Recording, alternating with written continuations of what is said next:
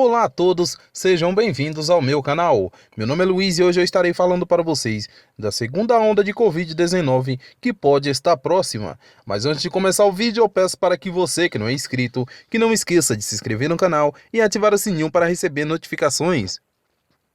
A pandemia pegou a maioria dos países despreparados, mas desde o início especialistas alertam que uma segunda rodada de contaminação pode ser tanto ou mais perigosa como foi com a gripe espanhola. Há meses, virologistas já previam uma segunda onda de infecções por coronavírus. Eles afirmavam que quanto mais liberais fossem as medidas de restrições, maior seria o risco dessa nova onda acontecer. Agora parece que ela está chegando. Em muitos países como Espanha, Bélgica, França e Reino Unido, restrições de movimentação estão sendo novamente reimpostas, de modo a evitar que uma segunda onda de infecções chegue com força. A primeira pegou a maioria desprevenida. A Organização Mundial da Saúde, a OMS, diz que o coronavírus talvez nunca mais desapareça e adverte sobre as possíveis consequências de não se levar a sério as medidas de distanciamento e de se voltar aos padrões de comportamento de antes da pandemia. Em muitos países, lojas e restaurantes foram reabertos. Na Austrália, o governo voltou a endurecer as restrições de movimentação após vários casos de infecção entre os frequentadores de bares.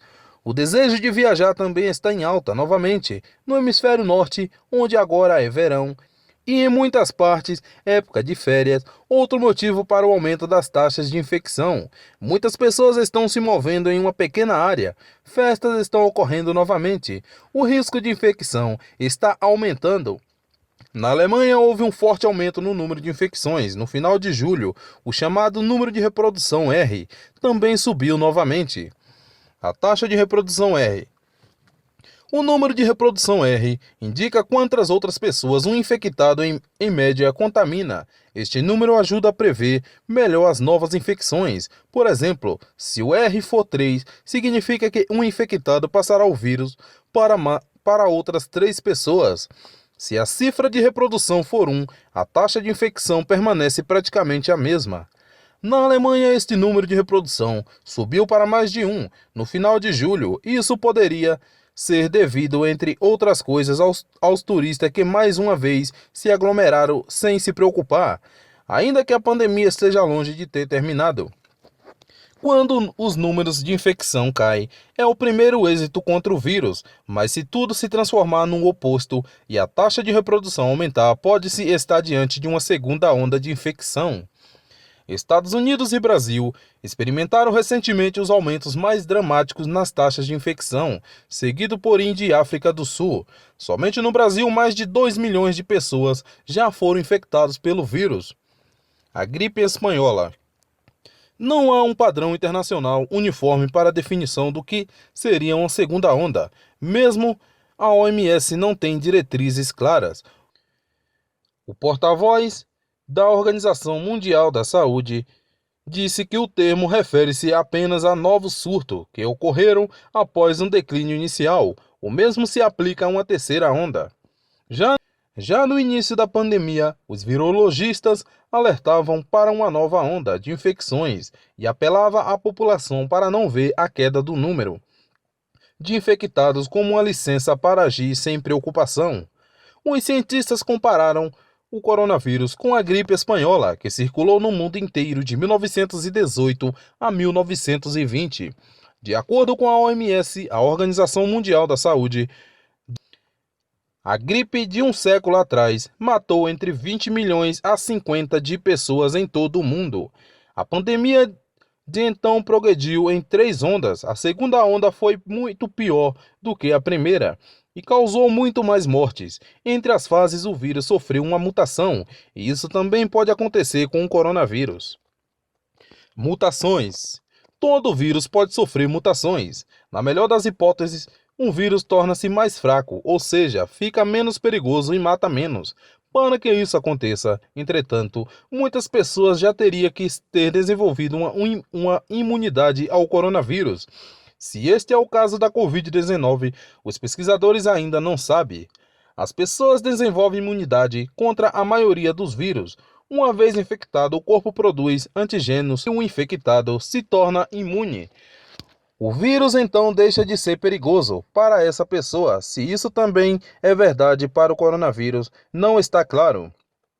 Um teste sorológico permite aos especialistas determinar se alguém desenvolveu anticorpos para o vírus. Esse teste não fornece, porém, nenhuma informação sobre se a pessoa é então também imune ao vírus. E em caso afirmativo, por quanto tempo? Os cientistas estão agora tentando responder a esta pergunta.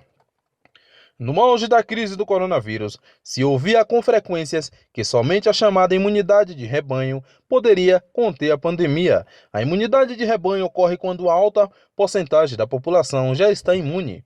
Então o patógeno não pode mais se espalhar tão rapidamente, mas estima-se que entre 70% e 90% da população teria que estar imune ao vírus para detê-lo dessa forma. O vírus gosta do frio.